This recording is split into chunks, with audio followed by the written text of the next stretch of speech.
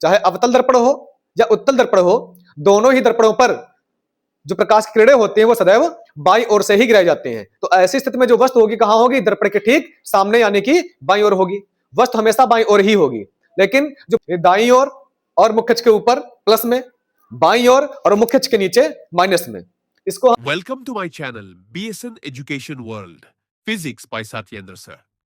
बच्चों, पिछली क्लास में हमने एक अवतल दर्पण द्वारा बनने वाले प्रतिबिंब की स्थिति, आकार और प्रकृति के बारे में पढ़ा था, जिसमें हमने देखा था कि एक अवतल दर्पण द्वारा प्रतिबिंब बनने की कुल 6 स्थितियां होती हैं। और आज हम उन सभी स्थितियों के किरण आरेख को समझेंगे।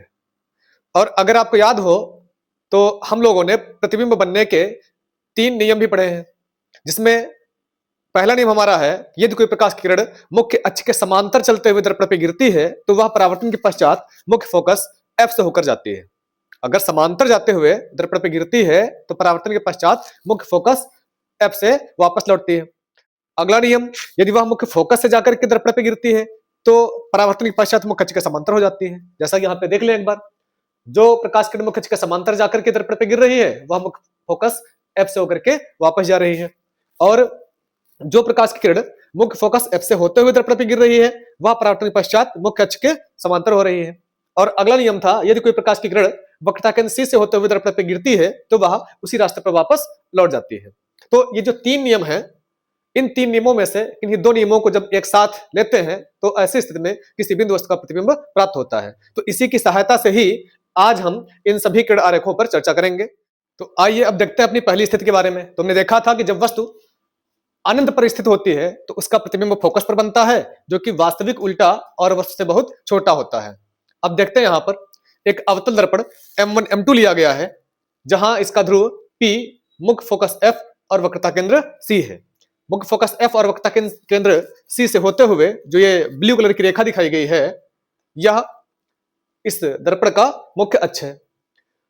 इसके ठीक सामने अनंत पर एक वस्तु OO' स्थित है। अब यहां वस्तु के सिरे O और O' से मुख्य अक्ष के समांतर चलते हुए प्रकाश की किरणें दर्पण के बिंदु A और B पर गिरती हैं। तो हम जानते हैं कि जो प्रकाश किरणें समांतर चलकर दर्पण पर गिरती हैं तो परावर्तन के पश्चात वह मुख्य फोकस F से होकर जाती हैं। तो वही स्थिति यहां पर भी हमको देखने को मिलती है। चूंकि O' और O' दोनों ही किरणें मुख्य अक्ष के समांतर चलते हुए दर्पण के बिंदु A और B पर गिर रही हैं, इसलिए परावर्तन के पश्चात दोनों ही किरणें मुख्य फोकस F पर जाकर के मिलती हैं। तो मुख्य फोकस F पर प्राप्त बिंदु I जो होगा वह वस्तु O और O' का प्रतिबिंब होगा, जो कि वास्तविक उल्टा और वस्तु से बहुत छोटा, लगभग एक बिंदु जैसा होगा।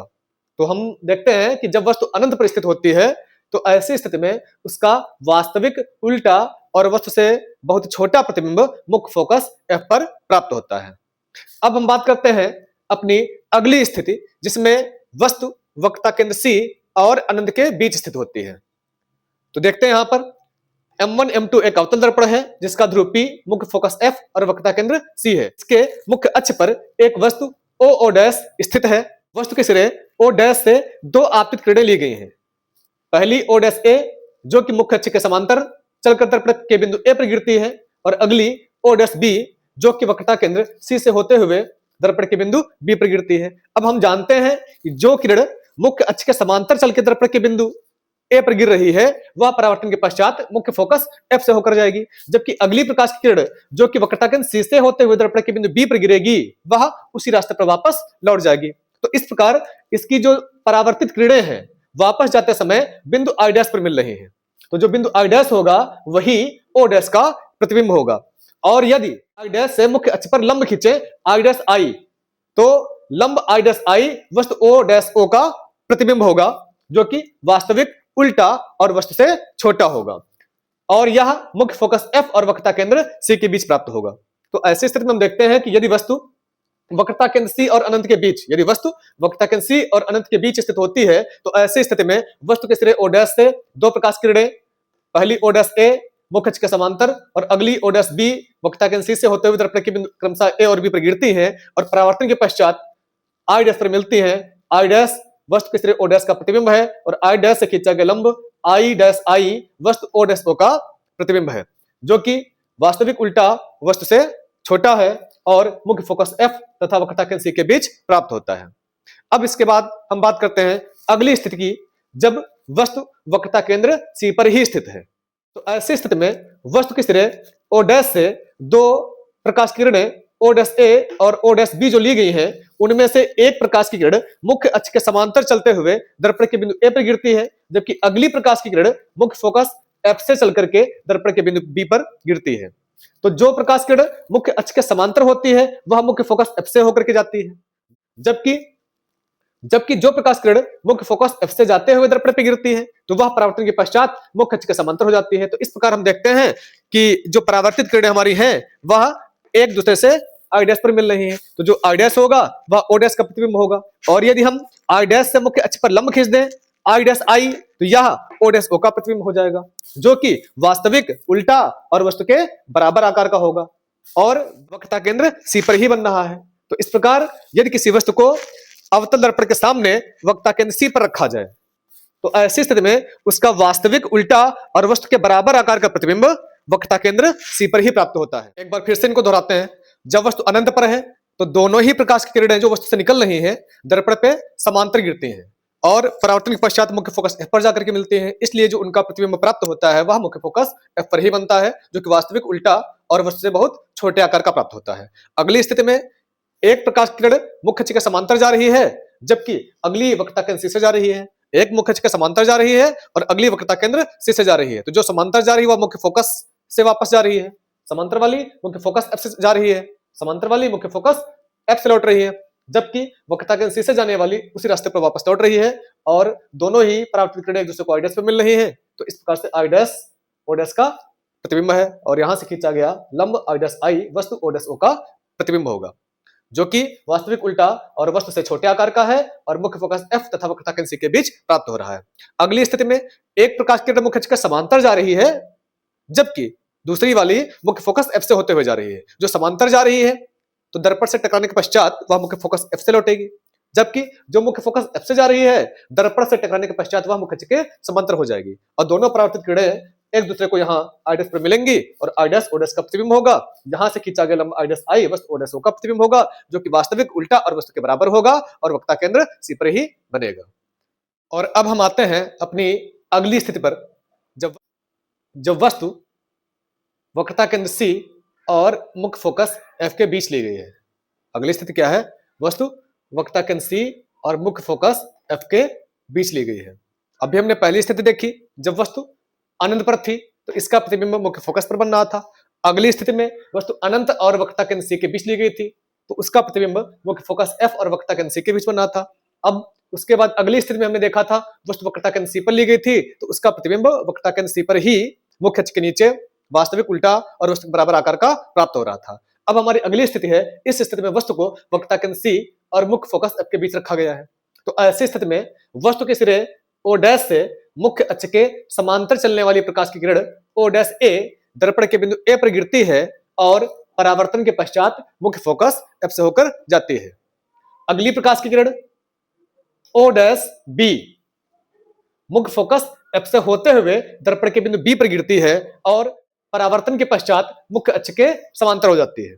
हम जानते हैं कि जो प्रकाश किरण मुख्य अक्ष के समांतर चलती है परावर्तन के पश्चात मुख्य फोकस F से होकर जाती है और जो मुख्य फोकस F से होते हुए दर्पण पर गिरती है परावर्तन के पश्चात मुख्य अक्ष के समांतर हो जाती है। तो इस प्रकार ये दोनों परावर्तित किरणें एक दूसरे से I' पर मिलती हैं और जो I' है वह O' का प्रतिबिंब है। यदि I' से मुख्य अक्ष पर लंब खींच दिया जाए I' तो यह O' का प्रतिबिंब होगा, जो कि वास्तविक, उल्टा और वस्तु से बड़े आकार का प्राप्त होता है। तो इस प्रकार यदि हम किसी वस्तु को अवतल दर्पण के सामने वक्रता केंद्र C और मुख्य फोकस F के बीच रखते हैं तो ऐसी स्थिति में उसका वास्तविक, उल्टा और वस्तु से बड़े आकार का प्रतिबिंब वक्रता केंद्र C और अनंत के बीच प्राप्त होता है। अब हम आते हैं अपनी अगली स्थिति में। अगली स्थिति क्या है? जब वस्तु को मुख्य फोकस F पर रखा गया है। पहली स्थिति अनंत, अगली स्थिति अनंत और वक्रता केंद्र C के बीच, फिर अगली स्थिति वक्रता केंद्र C, उसके बाद वक्रता केंद्र C और मुख्य फोकस के बीच और अब मुख्य फोकस F पर। तो जब वस्तु को मुख्य फोकस F पर रखा जाता है तो ऐसी स्थिति में वस्तु के सिरे O' से मुख्य अक्ष के समांतर चलने वाली प्रकाश किरण O डैश A दर्पण के बिंदु A पर गिरती है। चूंकि यह मुख्य अक्ष के समांतर है, इसलिए दर्पण से टकराकर यह मुख्य फोकस F से होकर चली जाती है। और जो अगली किरण है O डैश B दर्पण के बिंदु B पर गिरती है, लेकिन परावर्तन के पश्चात यह वक्रता केंद्र C से होते हुए आगे बढ़ जाती है। यह हम देख रहे हैं O डैश से O डैश B किरण दर्पण के बिंदु B पर गिर रही है, लेकिन गिरने के बाद जब वो परावर्तित हो रही है तो यह वक्रता केंद्र C से होते हुए आगे की ओर बढ़ रही है। यहां ये दोनों ही परावर्तित किरणें आपस में समांतर होने के कारण ये अनंत पर जाकर के मिलती हैं। तो ऐसी स्थिति में जो वस्तु O डैश का प्रतिबिंब होता है वह हमें अनंत पर प्राप्त होता है, जो कि वास्तविक, उल्टा और वस्तु से बहुत बड़े आकार का होता है। तो जब हम किसी वस्तु को अवतल दर्पण के मुख्य फोकस F पर रखते हैं तो ऐसी स्थिति में उसका वास्तविक, उल्टा और वस्तु से बहुत बड़ा प्रतिबिंब अनंत पर प्राप्त होता है। तो अब देखते हैं अपनी अगली स्थिति को, जिसमें वस्तु को मुख्य फोकस F और ध्रुव P के बीच लिया गया है। तो यहां हम देख रहे हैं कि एक अवतल दर्पण के सामने उसके मुख्य फोकस F और ध्रुव P के बीच एक वस्तु O डैश को लिया गया है। वस्तु के सिरे O डैश से दो आपतित किरणें O डैश A और O डैश B ली गई है। O डैश A मुख्य अक्ष के समांतर चलकर दर्पण के बिंदु A पर गिरती है, इसलिए वह परावर्तन के पश्चात मुख्य फोकस F से होकर जाती है। और अगली प्रकाश की किरण O डैश B दर्पण के बिंदु B पर गिरती है और यहां से परावर्तन के पश्चात यह वक्रता केंद्र C से होकर जाती है। यदि इन दोनों परावर्तित किरणों को हम पीछे बढ़ाएं तो ऐसी स्थिति में दर्पण के पीछे एक बिंदु I डैश प्राप्त होता है, जहां ये दोनों किरणें जाकर के मिलती हैं। तो ये जो I डैश है वही इस बिंदु वस्तु O डैश का प्रतिबिंब है। क्योंकि अवतल दर्पण के पीछे कोई भी प्रकाश की किरण वास्तव में नहीं जा सकती है, इसलिए I डैश वस्तु O डैश का आभासी प्रतिबिंब है। और यदि हम I डैश से मुख्य अक्ष पर लंब I डैश I खींच दें तो यह I डैश I वस्तु O डैश O का आभासी प्रतिबिंब प्राप्त होगा, जो कि आकार में वस्तु से बड़ा है। तो इस प्रकार यदि अवतल दर्पण के सामने किसी वस्तु को मुख्य फोकस F और ध्रुव P के बीच रखते हैं तो उसका आभासी, सीधा और वस्तु से बड़े आकार का प्रतिबिंब दर्पण के पीछे प्राप्त होता है। तो जो हमने 6 स्थितियां देखी उनमें हमने ये देखा कि अवतल दर्पण द्वारा वास्तविक और आभासी दोनों प्रकार के प्रतिबिंब प्राप्त होते हैं। इसमें जो वास्तविक प्रतिबिंब है वह वस्तु से छोटा, वस्तु के बराबर और वस्तु से बड़ा भी हो सकता है, जबकि जो आभासी प्रतिबिंब है वह सदैव वस्तु से बड़ा ही प्राप्त होता है। अब हम एक उत्तल दर्पण द्वारा बने प्रतिबिंब की स्थिति, आकार और प्रकृति के बारे में पढ़ेंगे। यहाँ उत्तल दर्पण की 2 स्थितियां दिखाई गई हैं। पहली स्थिति है जब वस्तु को अनंत पर रखा जाता है। तो जब वस्तु अनंत पर रखी जाती है तो उसका जो प्रतिबिंब होता है वह मुख्य फोकस F पर बनता है, जो कि आभासी, सीधा और वस्तु से बहुत छोटा होता है। जब वस्तु अनंत पर होती है तो ऐसी स्थिति में उसका जो प्रतिबिंब होता है वह आभासी, सीधा और वस्तु से बहुत छोटा होता है, जो कि दर्पण के पीछे मुख्य फोकस पर बनता है। अगली स्थिति में जब वस्तु को अनंत और ध्रुव के बीच रखा जाता है तो अनंत और ध्रुव के बीच किसी भी स्थिति में यदि हम वस्तु को रखते हैं, यदि हम वस्तु को अनंत और ध्रुव के बीच कहीं पर भी रख दें तो हर एक स्थिति के लिए बिंब बनता है वह दर्पण के पीछे ध्रुव और फोकस F के बीच बनता है, जो कि आभासी, सीधा और वस्तु से छोटा होता है। फिर से एक बार, अगर मुख्य फोकस F पर यदि वस्तु अनंत पर है तो जो इसका प्रतिबिंब होगा वह आभासी, सीधा, वस्तु से बहुत छोटा होगा, जो कि दर्पण के पीछे मुख्य फोकस पर प्राप्त होगा। और इसके बाद यदि हम अनंत और ध्रुव के बीच कहीं पर भी वस्तु को रखते हैं तो हर एक स्थिति के लिए जो प्रतिबिंब प्राप्त होगा वह दर्पण के पीछे ध्रुव P और मुख्य फोकस F के बीच बनेगा, जो कि आभासी, सीधा और वस्तु से छोटा होगा। अब हम देखते हैं इसके किरण आरेख। तो पहली स्थिति जब वस्तु अनंत पर है, तो ऐसी स्थिति में वस्तु से चलने वाली प्रकाश की किरणें मुख्य अक्ष के समांतर आकर के दर्पण के बिंदु A और B पर गिरती हैं। तो ऐसी इस स्थिति में वस्तु के मुख्य अक्ष के समांतर चलते हुए प्रकाश की किरणें आकर दर्पण पर गिरती हैं। तो हम जानते हैं कि जो प्रकाश की किरणें मुख्य अक्ष के समांतर चल करके दर्पण पर गिरती हैं तो उत्तल दर्पण द्वारा वे अलग अलग दिशाओं में फैल जाते हैं, लेकिन यदि उनको हम पीछे बढ़ाते हैं तो वह दर्पण के फोकस एफ से आते हुए प्रतीत होते हैं। वही स्थिति यहां पर भी है। ये वस्तु ओ डैश दर्पण के सामने अनंत पर रखी हुई है। इसके सिरे ओ और ओ डैश से निकलने वाली प्रकाश की किरणें मुख्य अक्ष के समांतर चलकर दर्पण के बिंदु ए और बी पर गिरती हैं। ये अलग अलग दिशाओं में फैल जाती हैं। दर्पण के बिंदु ए और बी पर गिरती हैं, परावर्तन के पश्चात अलग अलग दिशाओं में फैल जाती हैं, लेकिन यदि इनको हम पीछे बढ़ाते हैं तो ये मुख्य फोकस एफ से आते हुए प्रतीत होती है। तो इस प्रकार मुख्य फोकस एफ पर ही इनका बहुत छोटा प्रतिबिंब प्राप्त होता है, जो कि आभासी सीधा होता है। इस प्रकार यदि हम किसी वस्तु को उत्तल दर्पण के सामने अनंत पर रखते हैं तो उसका आभासी सीधा और वस्तु से बहुत छोटा प्रतिबिंब मुख्य फोकस एफ पर प्राप्त होता है। इसके आगे जो अन्य स्थितियां हैं, यानी अनंत और ध्रुव पी के बीच कहीं पर भी यदि हम वस्तु को रखते हैं तो ऐसे स्थिति में वस्तु के सिरे ओ डैश से दो प्रकाश की किरणें जो कि ओ डैश ए और ओ डैश बी यहां पर दिखाई गई हैं। तो इनमें ओ डैश ए मुख्य अक्ष के समांतर दर्पण पे गिरेगी तो यह मुख्य फोकस एफ से आते हुए प्रतीत होगी। जब जो अगली प्रकाश की किरण ओ डैश बी है वह वक्रता केंद्र सी की ओर जाते हुए बिंदु बी पर गिरती है। तो ऐसी स्थिति में यह परावर्तन के पश्चात उसी मार्ग पर वापस लौट जाती है, लेकिन यदि हम इसको पीछे बढ़ाते हैं तो ऐसा प्रतीत होता है कि यह परावर्तित किरण वक्रता केंद्र सी से आ रही है। तो ऐसी स्थिति में दोनों परावर्तित किरणें पीछे बढ़ा जाने पर एक दूसरे से आई डैश पर मिलती है। आई डैश ओ डैश का आभासी प्रतिबिंब है, और यदि हम आई डैश से मुख्य अक्ष पर लंब आई डैश आई खींचे तो यह वस्तु ओ डैश ओ का आभासी प्रतिबिंब होगा, जो कि वस्तु से छोटा है। तो इस प्रकार यदि हम अवतल दर्पण के सामने ध्रुव और अनंत के बीच किसी भी स्थिति में वस्तु को रखते हैं तो ऐसी स्थिति में जो उसका प्रतिबिंब प्राप्त होता है वह ध्रुव पी और मुख्य फोकस एफ के बीच प्राप्त होता है, जो कि आभासी सीधा और वस्तु से छोटा होता है और दर्पण के पीछे प्राप्त होता है।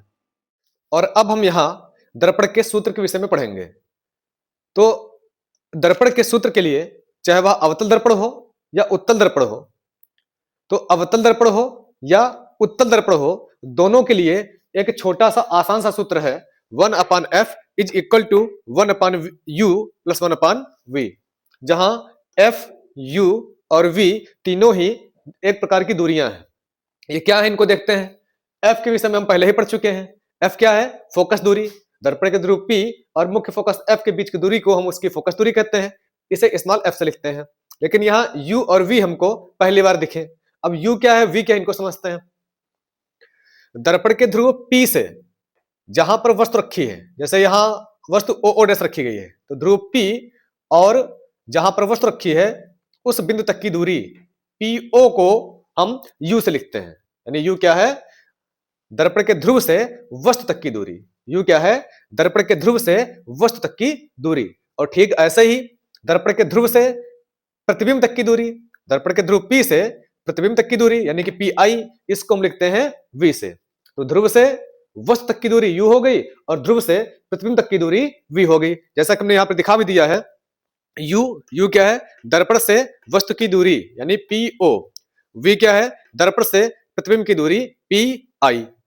तो फिर से देखते हैं एक बार, सूत्र क्या है? 1/f is equal to 1/u plus 1/v। यहाँ U क्या है? दर्पण से वस्तु की दूरी है और V क्या है? दर्पण से प्रतिबिंब की दूरी है। और अब हम आगे पढ़ेंगे रेखीय आवर्धन। रेखीय आवर्धन क्या है? तो प्रतिबिंब की ऊंचाई और वस्तु की ऊंचाई का अनुपात, प्रतिबिंब की ऊंचाई और वस्तु की ऊंचाई का अनुपात रेखीय आवर्धन कहलाता है।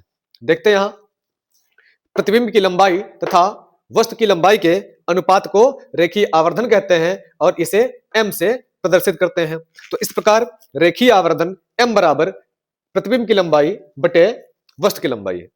यहाँ एक अवतल दर्पण के सामने उसके मुख्य अक्ष पर एक वस्तु ओ डैश रखी हुई है और इसका वास्तविक उल्टा प्रतिबिंब आई डैश प्राप्त हो रहा है। तो ऐसी स्थिति में इसका जो आवर्धन होगा वह आई डैश बटे ओ डैश प्राप्त होगा। अब हम आगे देखते हैं कि जो ये प्रतिबिंब की लंबाई आई डैश है, इसे हम HI यानी कि हाइट ऑफ इमेज ऐसे भी लिख सकते हैं, और जो वस्तु की लंबाई ओ डैश है इसे हम HO यानी कि हाइट ऑफ ऑब्जेक्ट इस प्रकार से लिख सकते हैं। तो इस प्रकार हमको m बराबर HI बटे HO प्राप्त होता है। लेकिन यहां यह भी ध्यान रखेंगे कि जो रेखीय आवर्धन m होता है वह -v/u के भी बराबर होता है। तो इस प्रकार हमको सूत्र मिलता है m बराबर HI बटे HO या m बराबर -v/u। एक बार फिर से देखते हैं दर्पण का सूत्र 1/f बराबर 1/u प्लस 1/v। चाहे उत्तल दर्पण हो या अवतल दर्पण हो, हमको दोनों ही दर्पणों के लिए इसी सूत्र का प्रयोग करना है। और आवर्धन m बराबर प्रतिबिंब की लंबाई बटे वस्तु की लंबाई, इसे हम ऐसे भी लिख सकते हैं m बराबर HI बटे HO या m बराबर -v/u। कहीं कहीं पर प्रतिबिंब की ऊंचाई को y2 से और वस्तु की ऊंचाई को y1 से लिखा गया है, और कुछ जगहों पर देखा गया है कि प्रतिबिंब की ऊंचाई को I और वस्तु की ऊंचाई को O से भी लिखा गया है। अपनी आवश्यकता अनुसार इसको हम किसी भी रूप में लिख सकते हैं। और अब हम यहाँ एक और बहुत इंपॉर्टेंट चीज को समझते हैं। हम जानते हैं कि एक अवतल दर्पण द्वारा किसी वस्तु का जो प्रतिबिंब प्राप्त होता है वह वस्तु की अलग अलग स्थिति के हिसाब से वस्तु से छोटा भी हो सकता है, वस्तु के बराबर भी हो सकता है और वस्तु से बड़ा भी हो सकता है। तो इस प्रकार जो इसका रेखीय आवर्धन होगा वह 1 के बराबर हो सकता है। 1 के बराबर कब होगा? जब प्रतिबिंब की ऊंचाई वस्तु की ऊंचाई के बराबर होगी। जैसे मान लेते हैं कि प्रतिबिंब की ऊंचाई 5 सेंटीमीटर है और वस्तु की ऊंचाई भी 5 सेंटीमीटर है। तो इस प्रकार जब दोनों की लंबाइयां बराबर होंगी तो जो भागफल होगा वो 1 आएगा। तो इस प्रकार जो आवर्धन होगा वह 1 हो जाएगा। और यदि प्रतिबिंब की ऊंचाई वस्तु की ऊंचाई से अधिक है तो ऐसी स्थिति में जब हम बड़ी संख्या में छोटी संख्या का भाग करेंगे, क्योंकि जो प्रतिबिंब है वो वस्तु से अधिक है, तो जब बड़ी संख्या में छोटी संख्या का भाग करेंगे तो ये भी 1 से अधिक प्राप्त होगा। तो इस प्रकार जो आवर्धन होगा m वह 1 से बड़ा होगा। और अब यदि प्रतिबिंब की ऊंचाई वस्तु की ऊंचाई से कम हो, प्रतिबिंब की ऊंचाई वस्तु की ऊंचाई से कम हो, यानी ऊपर संख्या छोटी है और नीचे संख्या बड़ी है, तो इस स्थिति में जब हम भाग करेंगे जो संख्या आएगी वह 1 से छोटी आएगी। तो जो हमारा आवर्धन m होगा वो भी 1 से छोटा हो जाएगा। तो इस प्रकार अवतल दर्पण में हमें आवर्धन की 3 स्थितियां प्राप्त होती हैं, जो कि इस प्रकार से हैं। यानी m हमारा 1 के बराबर भी हो सकता है, m यानी आवर्धन m 1 से बड़ा भी हो सकता है और आवर्धन m 1 से छोटा भी हो सकता है। और हम ये भी जानते हैं कि उत्तल दर्पण में जो प्रतिबिंब प्राप्त होता है वह सदैव वस्तु से छोटा होता है। जब प्रतिबिंब छोटा है वस्तु बड़ी है, तो जब आवर्धन निकालेंगे ऊपर लंबाई छोटी हो जाएगी, नीचे लंबाई बड़ी हो जाएगी। तो जब भाग करेंगे तो संख्या कैसी आएगी? 1 से छोटी आएगी। तो इस प्रकार जो उत्तल दर्पण में आवर्धन प्राप्त होगा वह सदैव 1 से छोटा होगा। अवतल दर्पण में आवर्धन 1 से अधिक, 1 से छोटा और 1 के बराबर भी हो सकता है। अवतल दर्पण में आवर्धन m 1 के बराबर भी हो सकता है, 1 से बड़ा भी हो सकता है और 1 से छोटा भी हो सकता है। जबकि उत्तल दर्पण में जो आवर्धन होगा वह सदैव 1 से छोटा ही होगा। तो यहां हमने देखा कि गोली दर्पण के लिए जो सूत्र है वह क्या है? 1/f बराबर 1/u प्लस 1/v। 1/f बराबर 1/u प्लस 1/v। और जो आवर्धन m है तो m बराबर HI बटे HO। HI क्या है? इमेज की हाइट यानी ऊंचाई और ऑब्जेक्ट यानी कि वस्तु की ऊंचाई क्या है? h। तो इस प्रकार से HI बटे HO या -v/u। इसके अलावा हमने बताया कि HI को कुछ जगहों पर y2 और HO को कुछ जगहों पर y1 से लिखा गया है। तो ऐसी स्थिति में इसको हम y2 बटे y1 भी लिख सकते हैं। और कहीं कहीं पर हमने ये भी देखा है कि इसको केवल I से और इसको केवल O से लिखा गया है। तो इस प्रकार यहाँ हम m बराबर I बटे O भी लिख सकते हैं। और अब हम इसके आगे पढ़ेंगे चिन्ह परिपाटी के नियम, यानी जो ये सभी लंबाइयां हमारी हैं कुछ मुख्य अक्ष पर हैं और कुछ मुख्य अक्ष के ऊपर और कुछ मुख्य अक्ष के नीचे हैं। तो इनके लिए हम किस प्रकार चिन्हों का प्रयोग करेंगे अब आगे देखते हैं। तो आइए अब जानते हैं इन विभिन्न दूरियों के लिए हम चिन्हों का प्रयोग किस प्रकार से करते हैं। तो सबसे पहले हम एक बार फिर से इन दूरियों को देखते हैं। इनमें सबसे पहले लिया गया स्मॉल f। तो स्मॉल f क्या है? हम जानते हैं कि जो फोकस दूरी होती है इसी को हम स्मॉल f से लिखते हैं। जैसे यहाँ अवतल दर्पण में यहाँ फोकस दूरी pf जो कि अवतल दर्पण के ठीक सामने की ओर है, जबकि उत्तल दर्पण में यही फोकस दूरी PF दर्पण के ठीक पीछे की ओर है।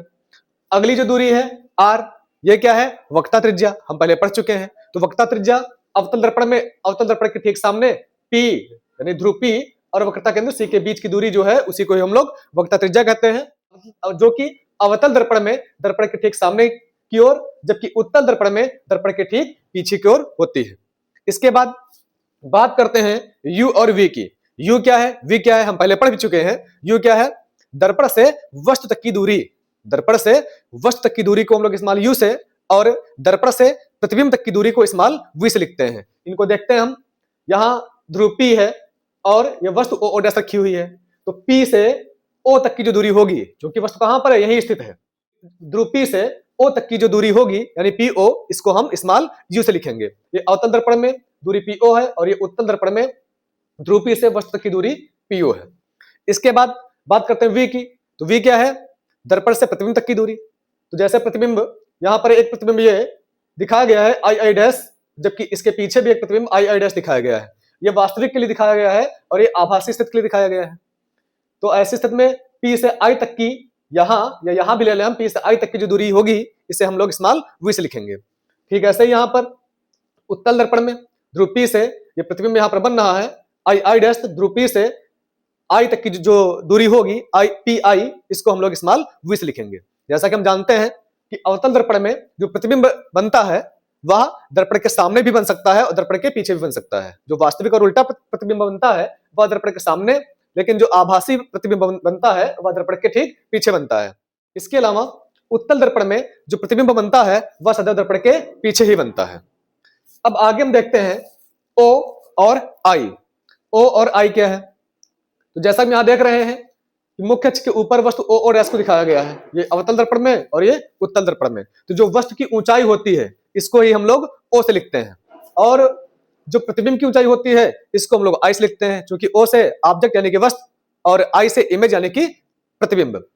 तो इसको हम O डैश, हम वस्तु की ऊंचाई को O डैश और प्रतिबिंब की ऊंचाई को I डैश से दिखा रहे हैं। यहां हमने वस्तु की ऊंचाई को O डैश और प्रतिबिंब की ऊंचाई को I डैश से दिखाया है। तो जो O डैश है वो O होगा और जो I डैश है वो I होगा। इसके अलावा कहीं कहीं पर वस्तु की ऊंचाई O डैश को Y1 से और जो प्रतिबिंब की ऊंचाई I डैश है इसको Y2 से भी लिखा गया है, और कहीं कहीं पर जो वस्तु की ऊंचाई है इसको HO और जो प्रतिबिंब की ऊंचाई है इसको HI से भी लिखा गया है। तो चिन्हों को समझने के पहले हम एक बार फिर से ये समझ लेंगे कि ऐसी कौन सी लंबाइयां हैं जो दर्पण के पीछे प्राप्त होती हैं, और ऐसी कौन सी लंबाइयां हैं जो दर्पण के सामने प्राप्त होती हैं, और ऐसी कौन सी लंबाइयां हैं जो दर्पण के मुख्य अक्ष के ऊपर होती हैं, और वे कौन सी लंबाइयां हैं जो दर्पण के मुख्य अक्ष के नीचे होती हैं। दर्पण के पीछे मतलब दर्पण के दाहिनी ओर, दर्पण के पीछे दाईं ओर, और दर्पण के सामने बाईं ओर। तो जानते हैं चाहे अवतल दर्पण हो या उत्तल दर्पण हो, प्रत्येक दर्पण के लिए जो प्रकाश की किरणें गिराई जाती हैं वो सदैव बाईं ओर से ही दर्पण पे गिराई जाती हैं। चाहे अवतल दर्पण हो या उत्तल दर्पण हो, दोनों ही दर्पणों पर जो प्रकाश की किरणें होती हैं वो सदैव बाईं ओर से ही गिराई जाती हैं। तो ऐसी स्थिति में जो वस्तु होगी कहां होगी? दर्पण के ठीक सामने यानी कि बाईं ओर होगी। वस्तु हमेशा बाईं ओर ही होगी, लेकिन जो प्रतिबिंब बनेगा, हम पीछे पढ़ चुके हैं, अवतल दर्पण द्वारा जो प्रतिबिंब बनेगा वह दर्पण के सामने भी हो सकता है और दर्पण के पीछे भी हो सकता है। दर्पण के सामने कब होगा? जब वास्तविक और उल्टा बनेगा। दर्पण के पीछे कब होगा? जब आभासी और सीधा बनेगा। और हम ये भी जानते हैं कि उत्तल दर्पण में हमेशा आभासी प्रतिबिंब ही बनता है। तो ऐसी स्थिति में जो उत्तल दर्पण होगा उसमें जो प्रतिबिंब होगा सदैव दर्पण के पीछे ही होगा। तो इस प्रकार कौन कौन सी दूरियां सामने पड़ रही हैं? तो उत्तल और अवतल दोनों के लिए जो ये PO है, जो कि वस्तु हमेशा कहां होगी? दर्पण के सामने होगी। वस्तु कहां होगी? हमेशा दर्पण के सामने होगी। तो ऐसी स्थिति में दर्पण से जो वस्तु तक की दूरी यानी कि जो U होगा वो कहां होगा? हमेशा दर्पण के ठीक सामने। यहां PO और यहां भी जो ये PO है दोनों कहां है? दर्पण के ठीक सामने है। अब बात करते हैं प्रतिबिंब की। तो यदि हम अवतल दर्पण की बात करें, चूंकि इसमें दोनों ही प्रतिबिंब प्राप्त होते हैं, वास्तविक भी और आभासी भी, तो जो वास्तविक है वो कहां है? सामने है। तो ऐसी स्थिति में जो ये PI होगा कहां पड़ेगा? दर्पण के ठीक सामने पड़ेगा। और यदि यही प्रतिबिंब दर्पण के पीछे बन रहा हो आभासी वाली स्थिति में, तो ऐसी स्थिति में जो PI है वो कहां होगा? दर्पण के पीछे होगा। यानी U अवतल और उत्तल दोनों के लिए दर्पण के ठीक सामने है, जबकि जो V है वो अवतल दर्पण अवतल दर्पण के लिए सामने भी हो सकता है और दर्पण के पीछे भी हो सकता है। लेकिन अगर उत्तल दर्पण की बात करते हैं तो इसके लिए जो V है वह सदैव दर्पण के पीछे ही होगा। क्यों होगा? क्योंकि इसमें हमेशा आभासी प्रतिबिंब ही प्राप्त होता है। तो इस प्रकार हमने देखा U दोनों ही दर्पणों के लिए सामने और V अवतल के लिए सामने और पीछे दोनों साइड हो सकता है, लेकिन उत्तल में हमेशा दर्पण के पीछे ही होगा। अब हम बात करते हैं फोकस दूरी और वक्रता त्रिज्या की। तो जैसा कि हम जानते हैं कि अवतल दर्पण का फोकस और वक्रता केंद्र दोनों ही दर्पण के सामने होते हैं। दर्पण का अवतल दर्पण का फोकस और वक्रता केंद्र दोनों ही दर्पण के सामने होते हैं, जबकि उत्तल दर्पण में उत्तल दर्पण का फोकस और उत्तल दर्पण का वक्रता केंद्र दोनों ही दर्पण के ठीक पीछे की ओर होते हैं। तो ऐसी स्थिति में जो उत्तल दर्पण की फोकस दूरी PF या तो इसकी वक्रता त्रिज्या PC होगी, वो कहां होगी? दर्पण के ठीक पीछे। जबकि अवतल दर्पण में जो फोकस दूरी PF है और वक्रता त्रिज्या PC है, ये दर्पण के ठीक सामने की ओर है। तो एक बार फिर से देखते हैं, U यानी कि दर्पण से प्रतिबिंब तक की दूरी, जो U है वो अवतल और उत्तल दोनों के लिए दर्पण के ठीक सामने, और जो V है वो अवतल के लिए सामने भी हो सकता है और पीछे भी हो सकता है। यही उत्तल में हमेशा दर्पण के पीछे ही होगा। और अब बात करते हैं फोकस दूरी F और वक्रता त्रिज्या R की। तो अवतल दर्पण में फोकस दूरी और वक्रता त्रिज्या दोनों ही दर्पण के सामने और उत्तल दर्पण में फोकस दूरी और वक्रता त्रिज्या दोनों ही दर्पण के पीछे होंगी। अब इसके बाद हम बात करते हैं ऑब्जेक्ट यानी कि वस्तु की ऊंचाई और इमेज यानी कि प्रतिबिंब की ऊंचाई। अब हम बात करते हैं O यानी वस्तु की ऊंचाई और I यानी कि प्रतिबिंब की ऊंचाई। तो यहां हम देखते हैं वस्तु हमेशा कहां पर है? मुख्य अक्ष के ऊपर। वस्तु कहां है? मुख्य अक्ष के ऊपर।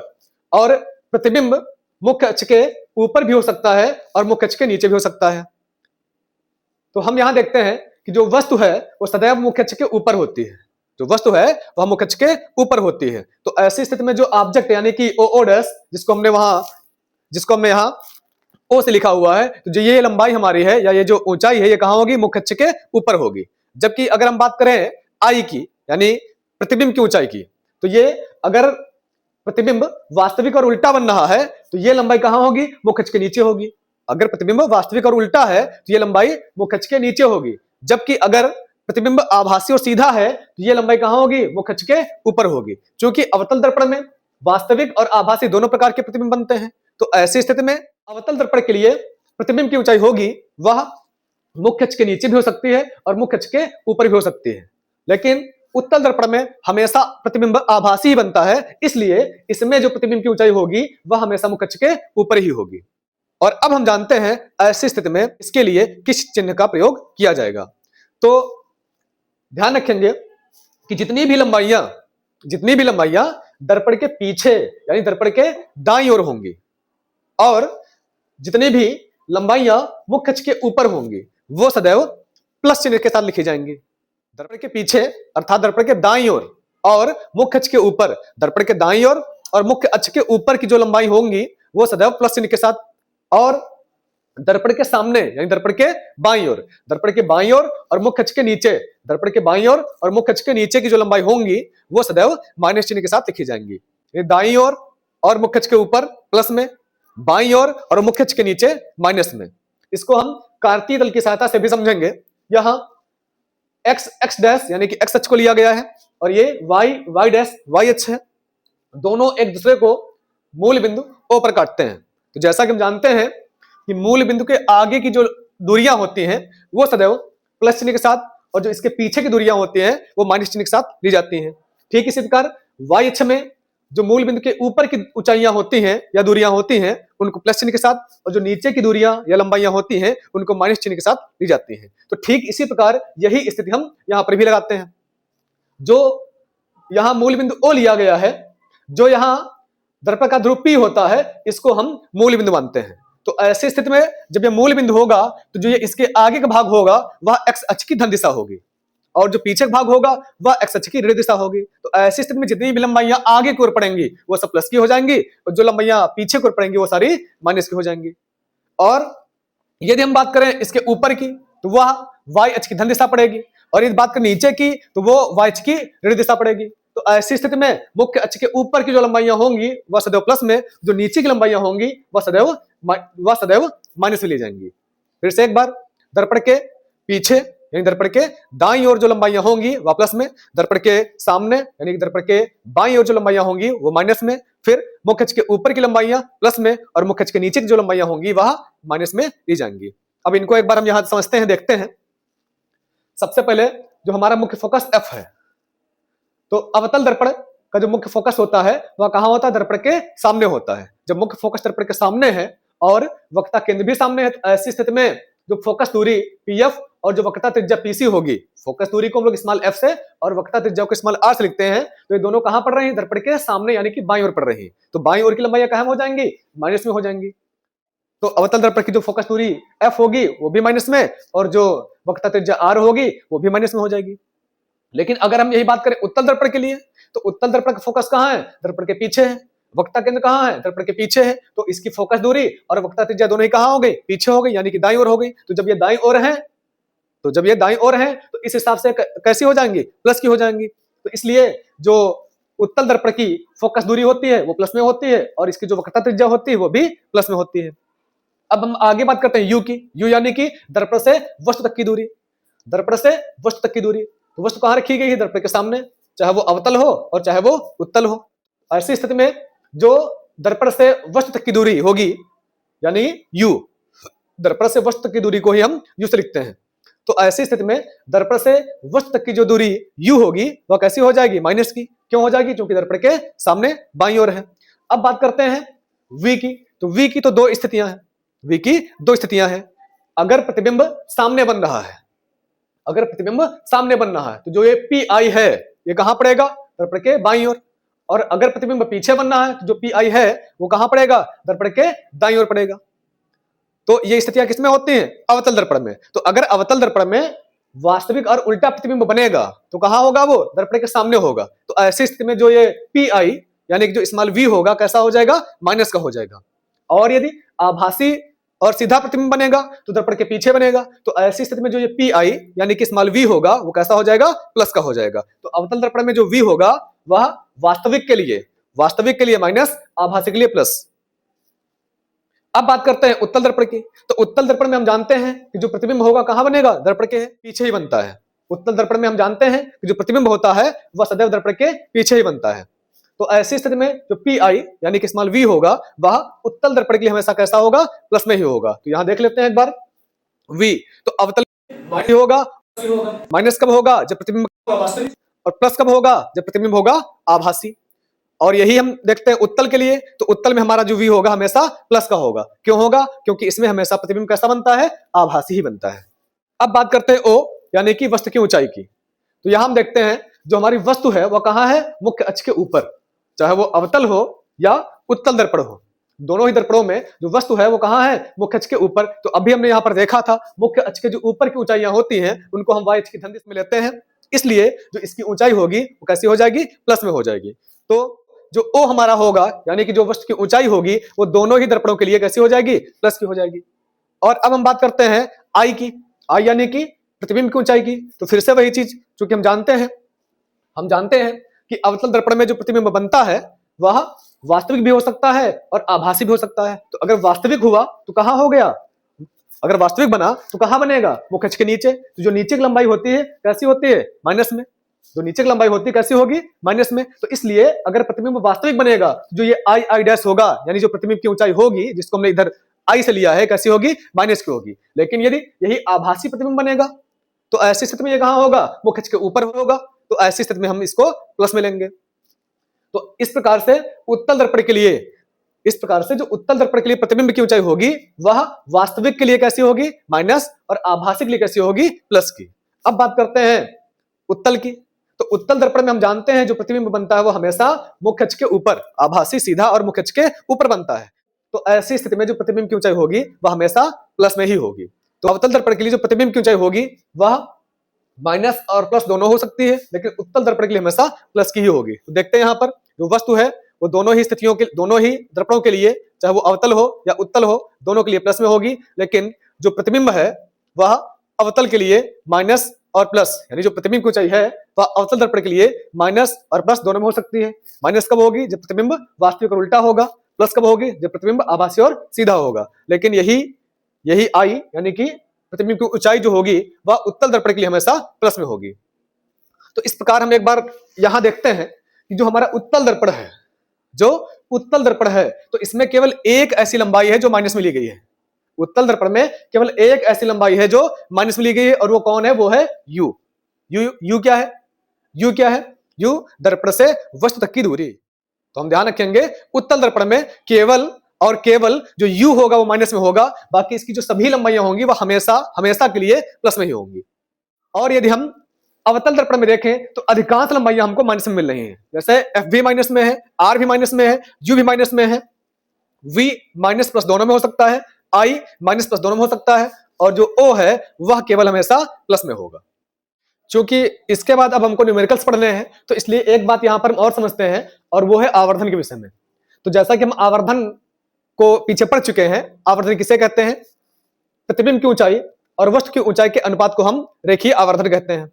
तो जो हमारा आवर्धन होगा वो भी प्लस या माइनस का हो सकता है। कैसे समझते हैं इसको?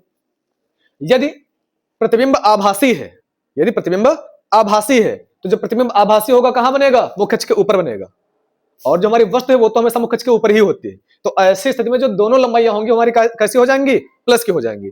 यदि प्रतिबिंब आभासी है, यदि प्रतिबिंब आभासी है, तो ऐसी स्थिति में जो प्रतिबिंब की ऊंचाई आई होगी वो भी प्लस में होगी, और ओ तो हमेशा प्लस में ही होता है। तो इस प्रकार जब हम प्रतिबिंब की ऊंचाई में वस्तु की ऊंचाई का भाग करेंगे तो दोनों ही चिन्ह हमारे कैसे होंगे? प्लस के। तो इस प्रकार जो आवर्धन प्राप्त होगा वो कैसा होगा? प्लस का होगा। तो हम ध्यान रखेंगे आभासी प्रतिबिंब के लिए जो आवर्धन होता है वह हमेशा प्लस में होगा। और यदि हम बात करें वास्तविक प्रतिबिंब की, जो वास्तविक प्रतिबिंब होगा वह मुख्य अक्ष के नीचे बनेगा। तो ऐसी स्थिति में जो प्रतिबिंब की ऊंचाई होगी कैसी हो जाएगी? माइनस की हो जाएगी। लेकिन वस्तु तो हमेशा ऊपर ही होती है, तो वस्तु की ऊंचाई किसमें होगी? प्लस में। तो जब हम भाग करेंगे प्रतिबिंब की ऊंचाई में वस्तु की ऊंचाई का, तो प्रतिबिंब ऊंचाई कैसी होगी? माइनस की, और वस्तु की ऊंचाई कैसी होगी? प्लस की। तो माइनस और प्लस क्या हो जाएगा? माइनस हो जाएगा। तो हम ध्यान रखेंगे अगर प्रतिबिंब हमारा आभासी है तो आवर्धन कैसा होगा? प्लस में होगा। अगर प्रतिबिंब आभासी है तो आवर्धन कैसा होगा? प्लस में होगा। लेकिन अगर प्रतिबिंब वास्तविक है तो आवर्धन कैसा होगा? माइनस में होगा। तो बच्चों अब ये चैप्टर पूरी तरह से समाप्त होता है, और हम इसके आगे न्यूमेरिकल्स यानी कि आंकिक प्रश्नों पर बात करेंगे, जिसमें हम अनसॉल्व यानी कि बोर्ड परीक्षा में पूछे गए सभी प्रश्नों को करवाएंगे, और साथ ही साथ एनसीईआरटी बुक के जितने भी आंकिक प्रश्न हैं वो भी करवाएंगे। और किसी भी प्रकार का यदि कोई प्रश्न बोर्ड परीक्षा में पूछा गया है, इसमें छूट गया है, तो उस पर भी हम आगे चर्चा करेंगे। तो न्यूमेरिकल समझने के लिए इसको अच्छे से समझ लें, बिना इसके आगे न्यूमेरिकल्स नहीं हो सकते हैं। यदि जितना ज्यादा इसको समझेंगे उतना ही न्यूमेरिकल्स आसान लगेंगे। और अगर इसको सही से समझ लिया तो बहुत सारे ऐसे आंकिक प्रश्न हैं जिनको बिना हल किए ही हम उसका उत्तर तुरंत निकाल सकते हैं। और आज की क्लास खत्म होती है। यदि आपको लगता है किसी प्रकार का कोई प्रश्न छूट गया है तो उसको आप कमेंट बॉक्स में डाल दीजिए, जिसका जो है जल्दी ही जवाब दे दिया जाएगा।